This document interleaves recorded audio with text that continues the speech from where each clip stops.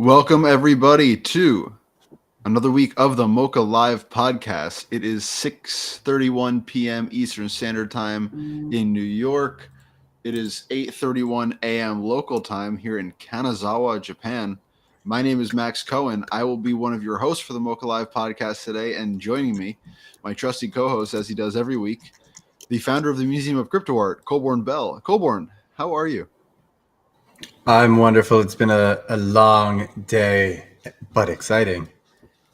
Excellent. Well, hopefully the excitement only continues. I always love a chance to just have one of these, just the two of us podcasts, just like we did at the beginning. So let's just jump right in. So I'm not crying. You're crying. yeah, well, it's early, so I'm experiencing a whole rush of emotions. I'm undergoing some gastrointestinal distress, so that could be causing some kind of like buildup in my tear ducts, but that's neither here nor there. I knew you were. That was metaphorical, by the way. So obviously the most notable thing that happened in crypto art in the last, I don't know, 2 weeks or so, is a reflection of the larger cryptocurrency market, which is that there is this prolonged or seemingly prolonged, comparatively prolonged upswing for the first time in quite a while of the prices of everything.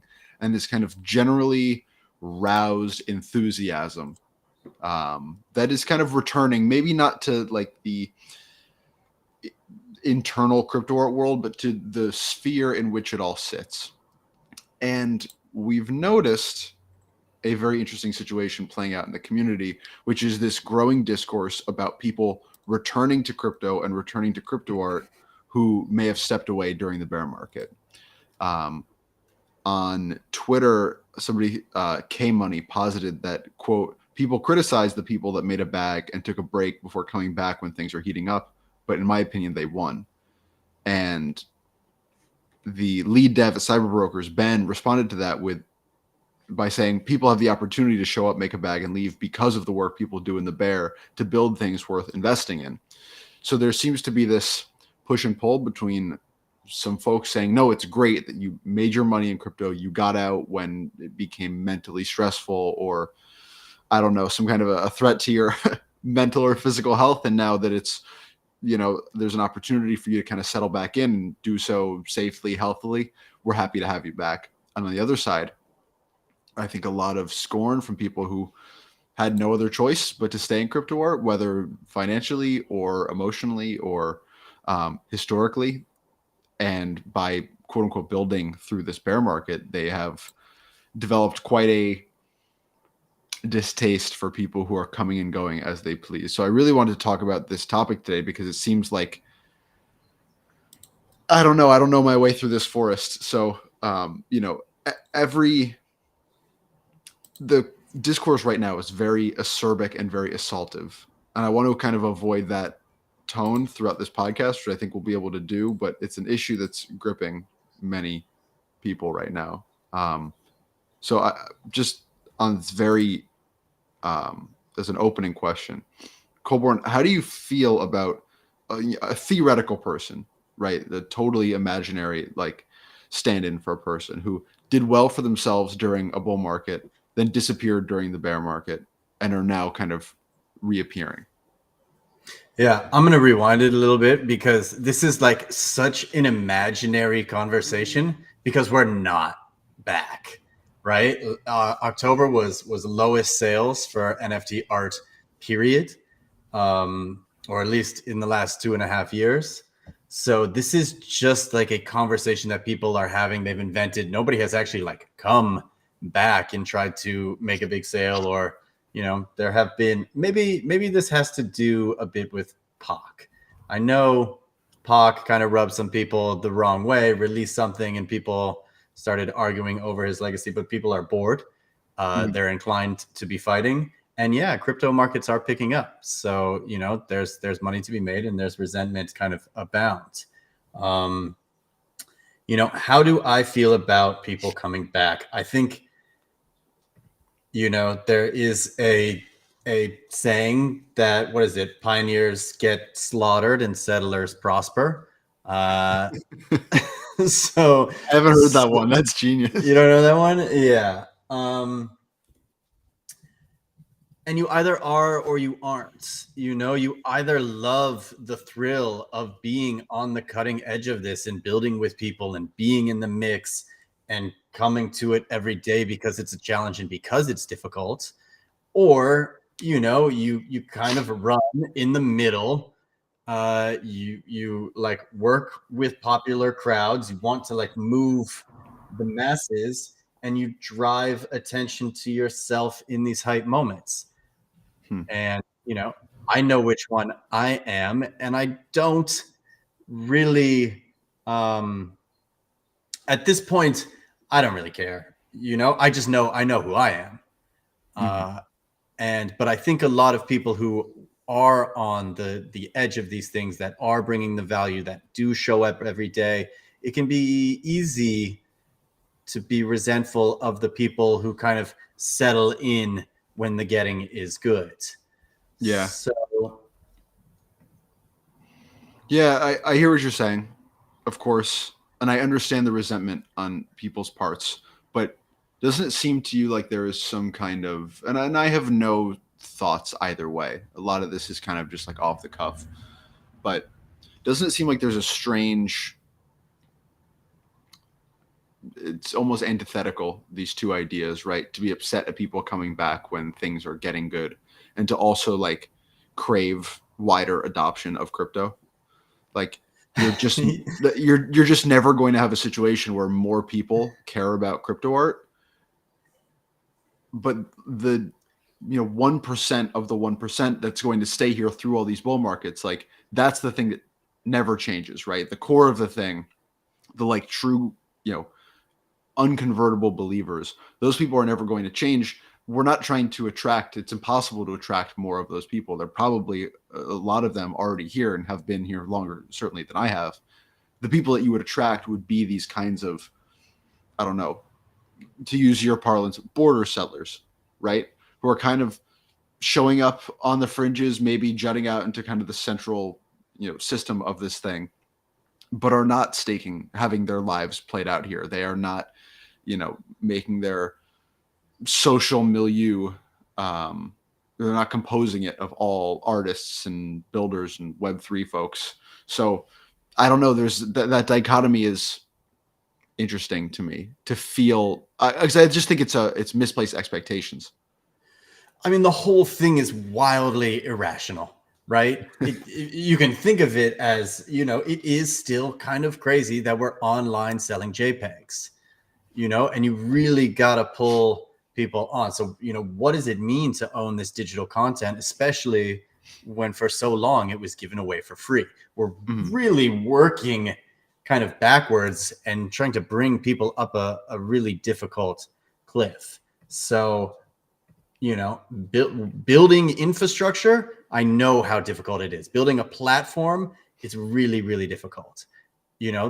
The people that have the luxury to step in and out as they choose are generally the users of these platforms. And it's no coincidence that OpenSea, right? They went from pretty much nothing to a $13 billion company, and now they're back to nothing. Now I'm back to nothing. Writing out the whole thing. It's the nature of this space. So the people that kind of get the privilege of stepping in and out as they wish, are for the most part the creators. And I think it's totally fair as an artist to go explore what excites you in that moment. Do I love that so much of art now is tied up in marketing? Do I wish people stayed and shared? Yes, but how? How do you expect them to continue to release stuff in markets that are, I think, fictitiously built on this idea of scarcity? Well, so that's an awesome segue into a question that I'm really interested in discussing, which is whether our answers and thoughts about this change depending on what the person who's returning is or does, right? Because, like, let's take the artist category. We are obviously all sympathetic to the necessities of life as an artist, right? And how difficult it is to be an artist, and how difficult mentally and financially it is to actually like invest your whole being into creating art, crypto art. I think we would all be forgiving of folks who had a financial reality that didn't allow them to constantly be minting on the blockchain and spending their time marketing on Twitter. If they were an artist, I think most of us would have space to give space to artists who are, quote unquote, returning. Where I think the answer begins to change in my mind is like a collector, right? That has that has already proven themselves to be at least somewhat interested in deploying large amounts of funds at some point, and is kind of just coming only in and out in a way that seems to benefit themselves financially. And I wrote about this earlier this summer, but this necessity of collectors in the space to do more to evoke the intentions of their collections, right? Because within these collections, artworks are able to take on so much more meaning. They're able to connect with other pieces around them.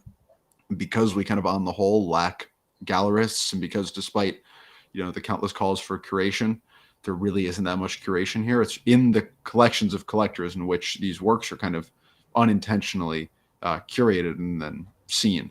And so the power of the collector is really, really palpable, and their role is really, really important. And I think most collectors are not necessarily reflecting that role to begin with, even those who have stayed here. But then we bring in these folks who may just be dipping in for every, bull market, may be sitting on a lot of crypto, maybe collecting a bunch of, art from the ecosystem, sapping it out and then disappearing again, hoping that in 10, 15 years, it'll make a return on investment. At least that's I mean, you can even hear it in how I'm speaking with these kind of general theoretical, these general like hypothetical individuals, right? There's so much more. I'm even just so much more acidic towards this like faux idea of the collector dipping in and out than the artist. And I'm sure that if you gave me another 10 to 15 minutes, I can come up with another hypothetical about developers, etc. I'm curious, like, how do you feel about this idea of leaving and returning if the person is an artist versus the person is a collector versus the person is a platform developer, like Kevin Rose type figure? Yeah, this is kind of what really irks me, when people who have platforms kind of like shine the spotlight, remove the spotlight, learn the lingo. A16Z, Chris, they were like notorious for this, right? Like learning the lingo, co-opting the lingo, shining the spotlight when it's convenient, and pulling it away. I think Kevin Rose did that also. These are all matters of conveniency. I think, here's a good story, is that, I don't know if you know it or not, when deadmau5 came into the space, you can check out his first piece on Super Rare. It's called deadmau5, and it's just almost like a note, and it says deadmau5 NFT Masterclass 1, make low effort NFT. 2, start a clubhouse room and invite the crypto Illuminati and various millionaires and influencers. 3, say community 3 times. 4, question mark, question mark, question mark. 5, profit. Welcome to Bottle Popping 2.0. At least artists are happy to have finally found a way to fuck people over harder than any major label ever could. Neat. And I think this encapsulates a time, and this was amazing, right? This was minted March 10th, 2021. And this is really when the EDM marketers and the influencers stepped into the space and were learning about this, right? This was right before the $69 million Beeple sale. And what people did, you'll see in the transaction history, is they just bid zero on it. They bid 0.00000, because it's like, who is this person who could be doing anything they want, coming in, making this low effort bullshit and trying to reap profit from it when everybody had worked so hard to build it up from nothing? It was really, really offensive. And I think that is kind of the same, if the generally, like, the problem with celebrity and influence is there is no responsibility, right? And people have very short memories. They only see that number. They might be attracted to that number.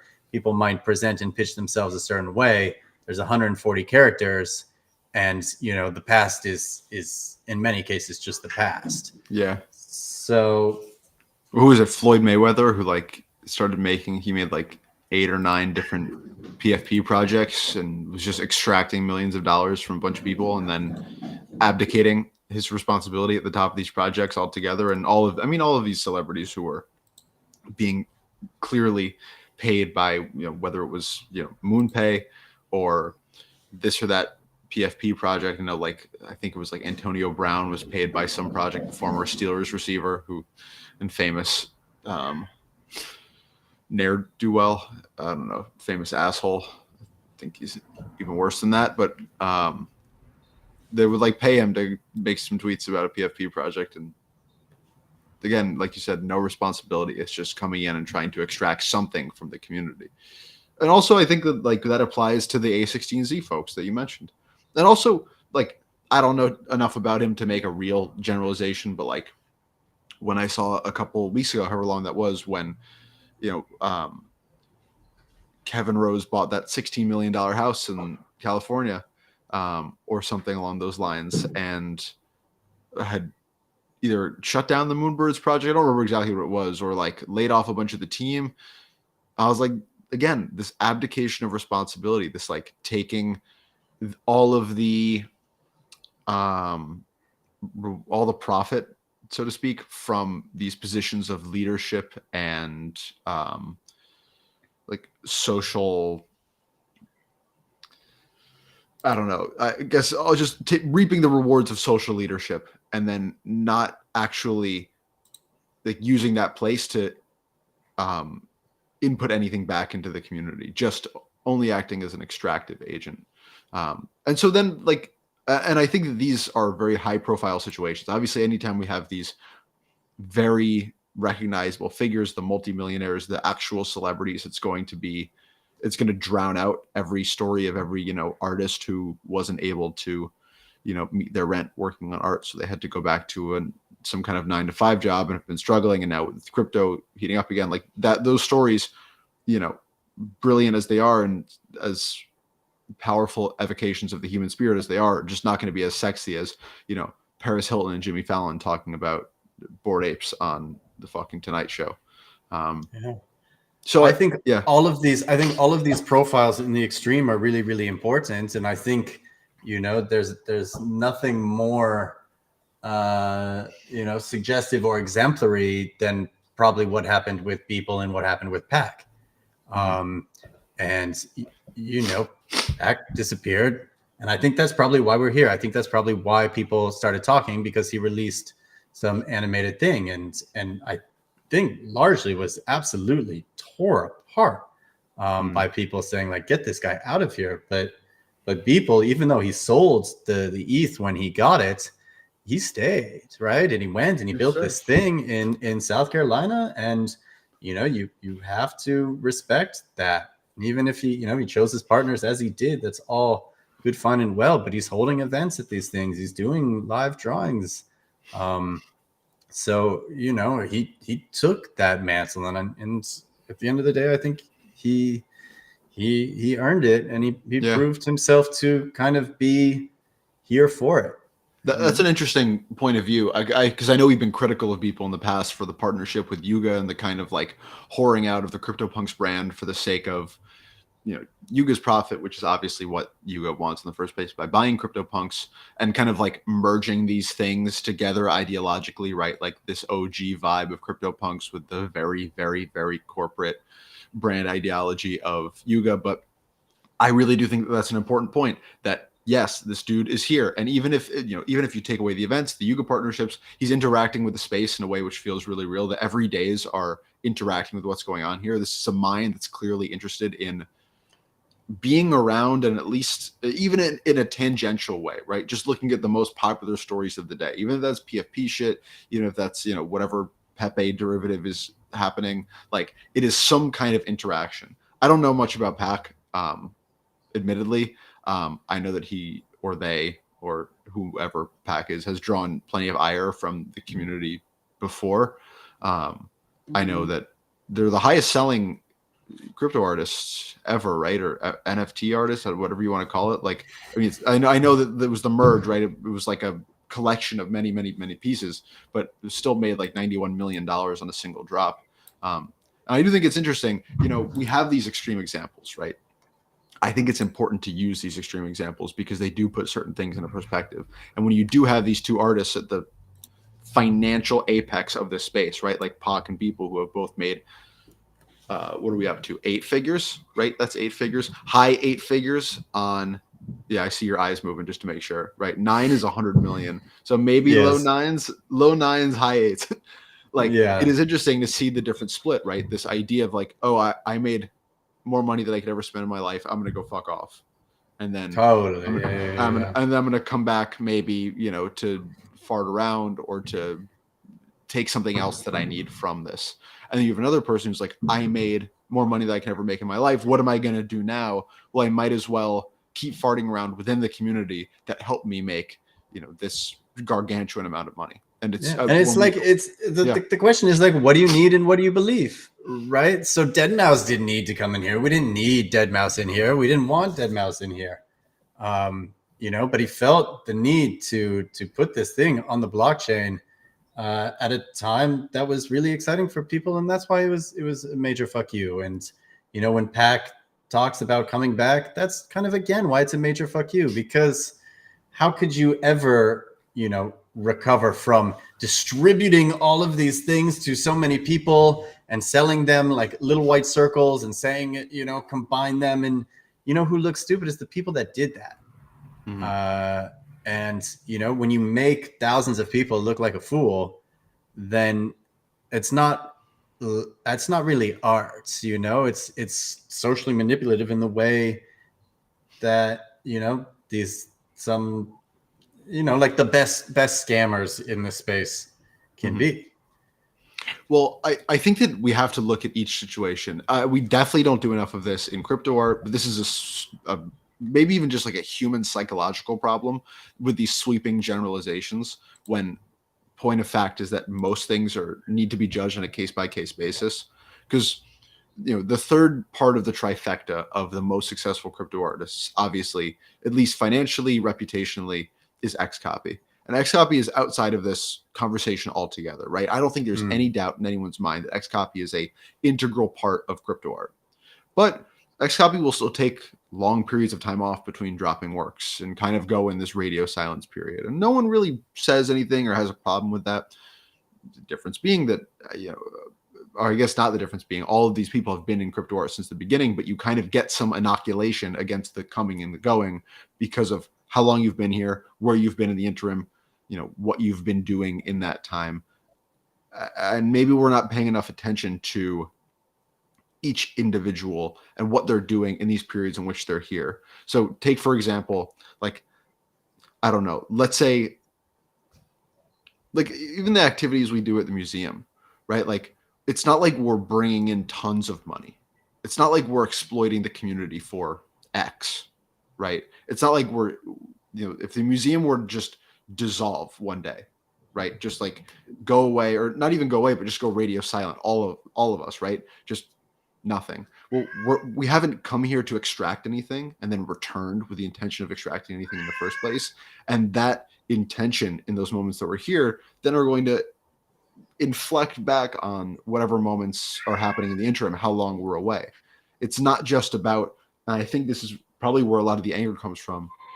It's not just about these people who are coming back. It's about why they're perceived to be coming back and what they did the last time they were here, which is this Pac situation on its face, right? The last time that Pac made like a large scale appearance within crypto art, minting work and kind of being involved, was to extract a ton of value from the space, and not, as far as we know, put very much of it back in. I mean, I know Pac just bid on Trevor Jones' piece. I'm not saying that Pac is not involved in supporting other artists, but when you make $91 million and keep most of it, like, that's just money that is not coming back into the ecosystem for the most part. And I would love for Pac to challenge us on that and provide a list of all of the things that they have been purchasing in the interim. But you get my meaning. I mean, 100%. Like, and look, nobody is going to always be able to follow what every single other person is doing, right? But you have feelings about that, You know, Yeah. you have some sentiment about the way they behave. There are some associations.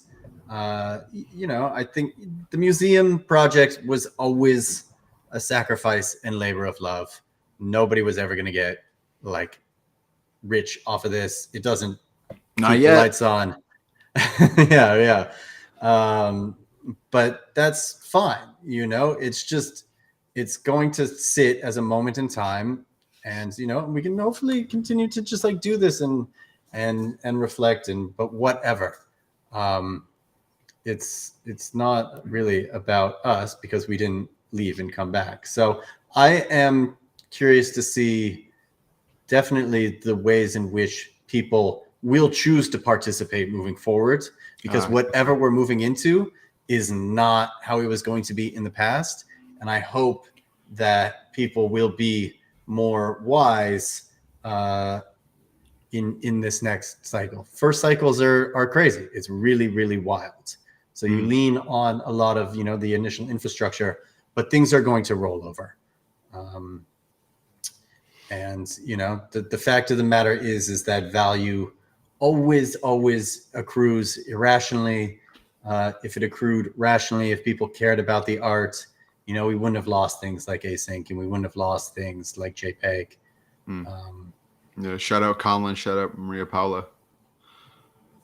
Just on the space. Great projects, great people. Totally. Yeah, you're absolutely right. But again, like, those are great examples. Those two people specifically, because if those two people disappeared for 2 years, didn't have any interaction with Web3, and just showed up 2 years from now, there would be not a single person would have a problem with it, because the strength 100%. Of what they were building when they were building it, and what the point of those things were, as opposed, and like the long trail you leave behind. I mean, the record of your work on the blockchain, the record of your work in people's minds, those who remain through this, because that's, I mean, in a sense, what we all are, is we are like real-time recorders of the history here, because there's too much history to actually be recorded in any kind of legitimized sense. So we're all just kind of like cataloging in our own specific way, and using the blockchain as like almost as like accoutrement to that. So again, folks like Conlon and Maria Paula, if they were to just bounce until it were economically feasible for them to come back or restart a new company, like, they get that grace because of what they have put into the community. And that's, yeah, again, the difference between being extractive and being impactive. What's the opposite of extractive? Insertive? I don't know. I don't know either. I'm the writer. I don't know. Yeah. But, you know, additive? You get my meaning, though. Additive, maybe. That's probably what it is. Thank you, Cold One. But yeah, that's what you get when you're additive and not extractive at any point, is you get to kind of have the grace to move more freely. But when you're going to extract value, you know, there's the two kinds of value that exist in crypto art. There's the financial value. Great. We all understand that. And there's this more abstract cultural value that you get from being here, that you get by having access to these connections, that you get by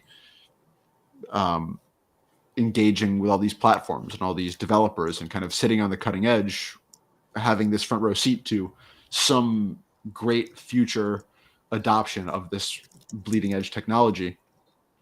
And you do lose that if you are going to be extractive without putting anything back. I mean, it goes back to this Beatles quote, right? My father has tattooed on his ribcage, in the end, the love you take is equal to the love you make, right? Like, there is this kind of generally understood and generally remembered record of what you put into the space versus what you're taking out. But at the same time, I'm not sure there's a way to avoid this paradigm ever. This is just the nature of this game, because people's attentions are going to change and the necessities of their life are going to change. And the more people come into the space, which is what we essentially all want, so that this rising tide can lift all the crypto art boats, is going to bring in people who are going to have more of an interest, at least initially, in being extractive over additive. So is there a way to avoid this paradigm, or is just acceptance of this the name of the game? Like, people gotta leave. I don't know why you would stay. You have to kind of be crazy to stay.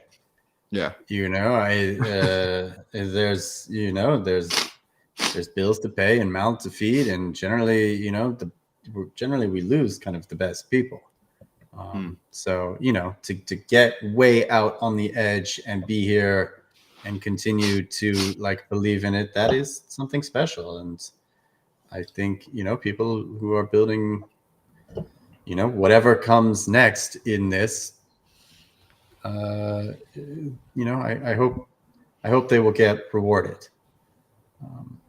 But, I think that was kind of our commitment as a museum, and that's why it was kind of foundational. It was basically saying, like, we're going to sit here with the artists and we're going to ride this out. At a time when there was no market, it's like, this is so fascinating that we need to just sit here and observe, right? And we need to record and see what you're all going to do. And it has been, on this side, like many years of early mornings and late nights. And whatever sacrifices aside, it's been fascinating, right? I can't think of anything that has been more stimulating, engaging, these conversations. So it's almost like, how could you leave? Sure. But it's true. Most people don't have the luxury of like immersing themselves in the philosophy of the bleeding edge of this tech. Which is why we put together a foundational text of crypto art mini series of podcasts, so that you don't have to immerse yourself. We'll immerse you for you. We'll immerse you for you. I don't like that phrase. Dive right in. There's something we talked about the other day, and which is, I think, what led to the kind of genesis of this podcast topic, is the tenor of conversation crypto art.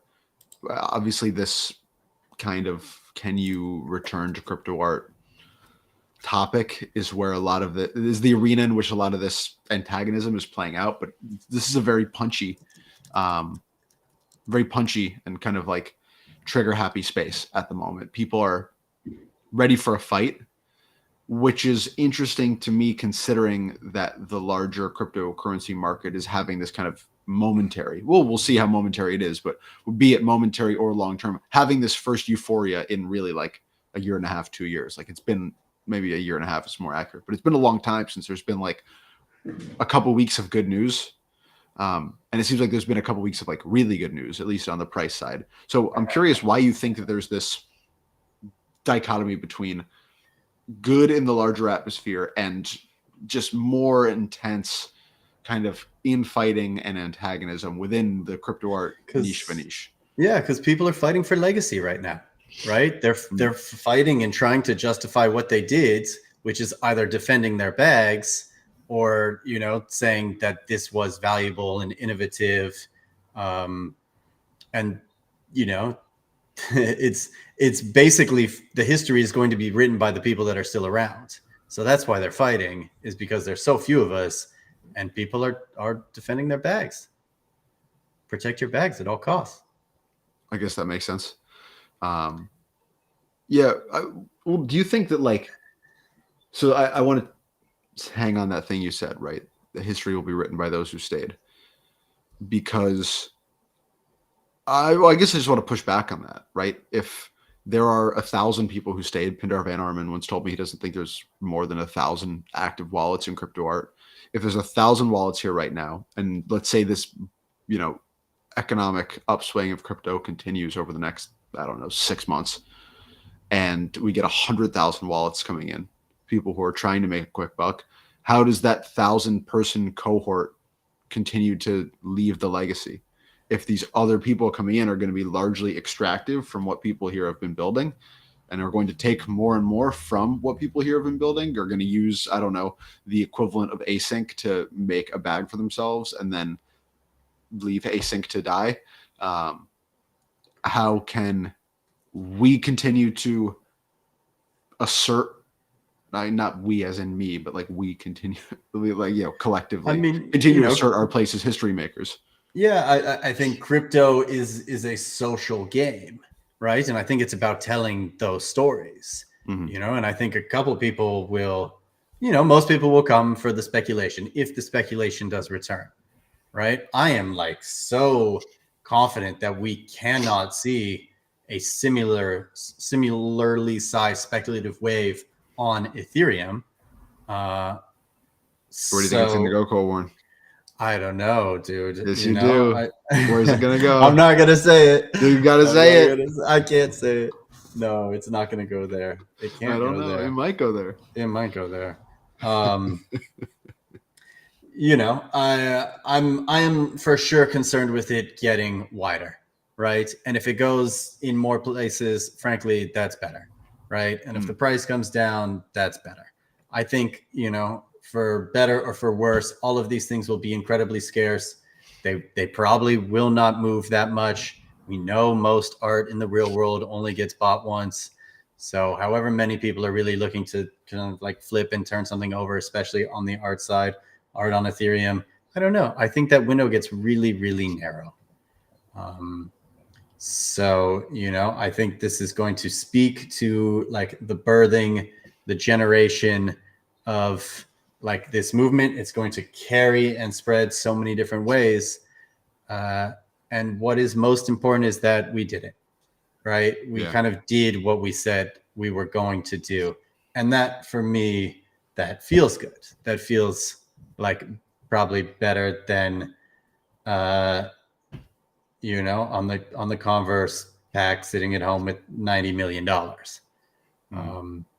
That would feel pretty good too. It might. Not if everybody hates you. Yeah. Honestly, that's a great question. If you're listening to this, please let us know on in either the comments here on YouTube or on Twitter whether you'd rather have people care about you but not very much money, or $90 million and everyone hates you.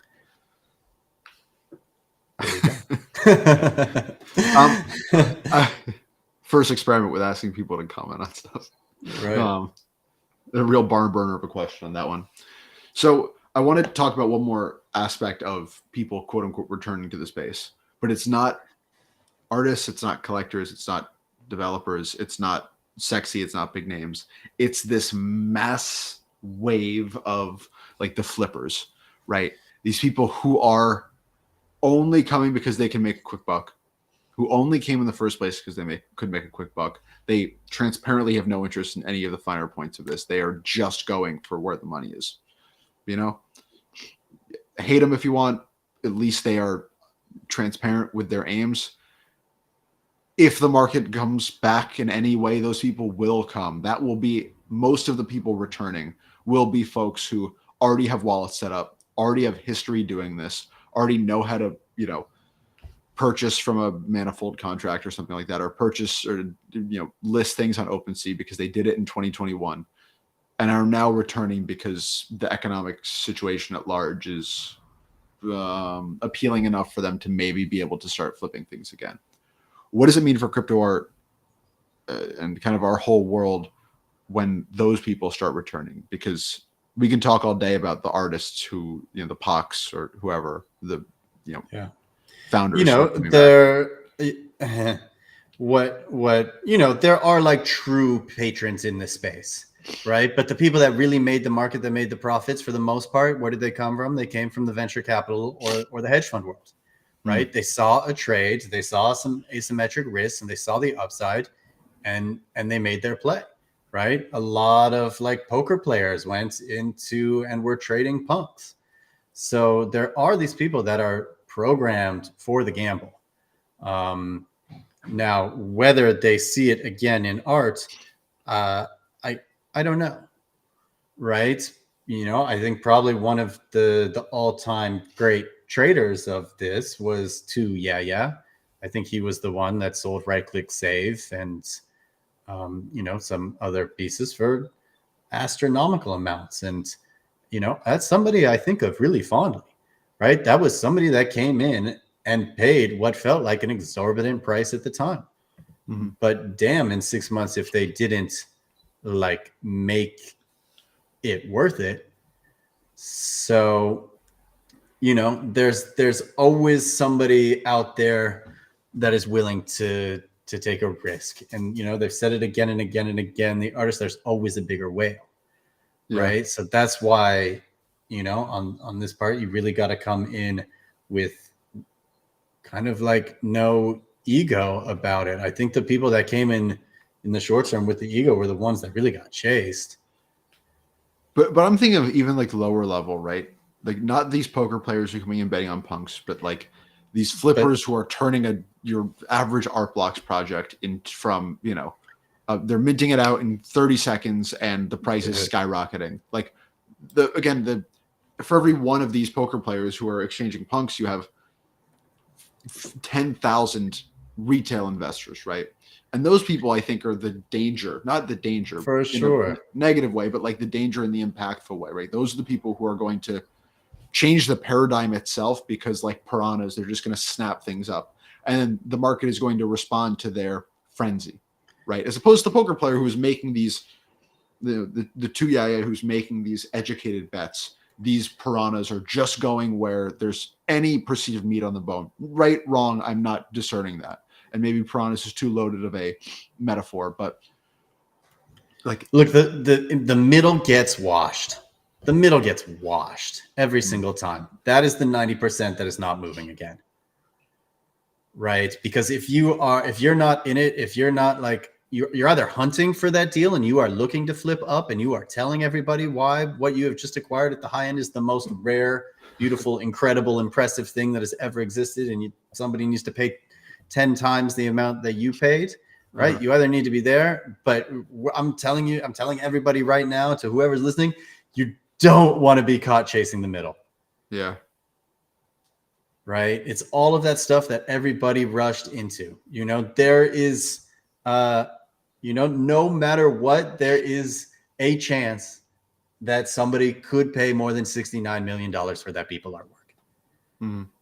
Right? There could be somebody out there. There's always a bigger whale. There could be somebody that wants that. And it doesn't really matter what Medicovan paid at the time, right? They could afford it, but there's always somebody out there that can come over it. But like, it's all that stuff in the middle that I get worried about. That is what leaves the nasty taste in people's mouth. The stuff like the merge, where people end up feeling played. They don't want to participate again. They're never coming back. They're going to tell their friends they got absolutely washed.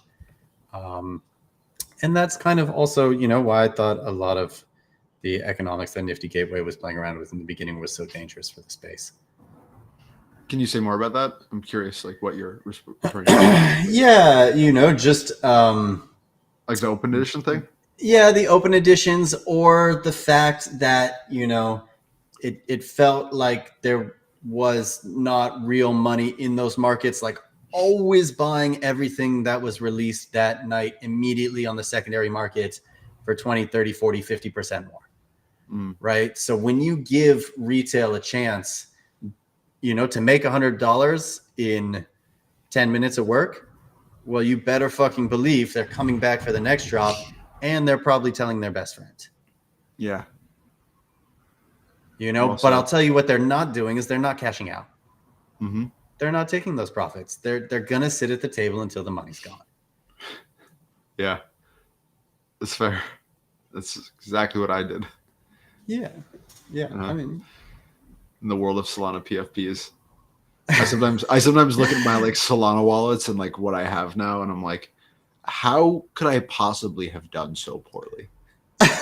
Yeah, I mean, like how could I possibly have this little of this asset? there's a lot of digital waste. A lot of digital waste. I'm happy to count myself among it. Yeah, me too, man.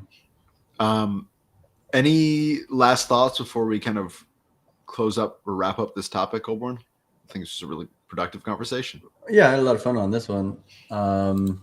No, I'm. If I wasn't clear, I welcome everybody back. Everybody has to lie in their own bed. So, and everybody, I think, for better or for worse, for the most part, kind of reaps what they sow. For sure. And, this is not black or white. This is incredibly gray. There's a million different opinions.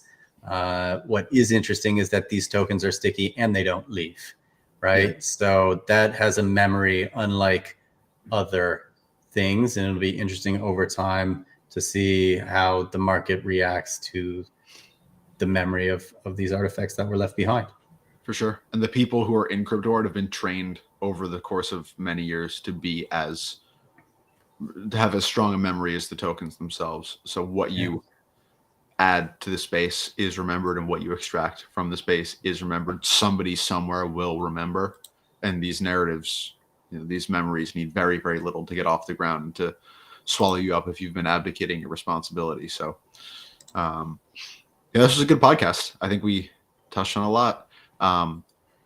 This has been another episode of the MOCA Live podcast. If you enjoyed what you heard today, please give us a subscribe or a follow or a 5-star review on Apple or Spotify or wherever you get your podcasts. If you'd like to see some of this really interesting, fun, thoughtful conversation in writing, please give us a follow on Substack at museumofcrypto.substack.com. We are, of course, at Museum of Crypto on Twitter. My name is Max Cohen. You can find me at Cohen the Writer. That's Colborn Bell. You can find him at Colborn, where the L is a 1. So that's CO1 BORN. We'll be back real soon with another MOCA podcast, and we appreciate all of you for listening. So please take care, everybody, and take care of each other. And remember, we remember. You sure do. All right. Adios.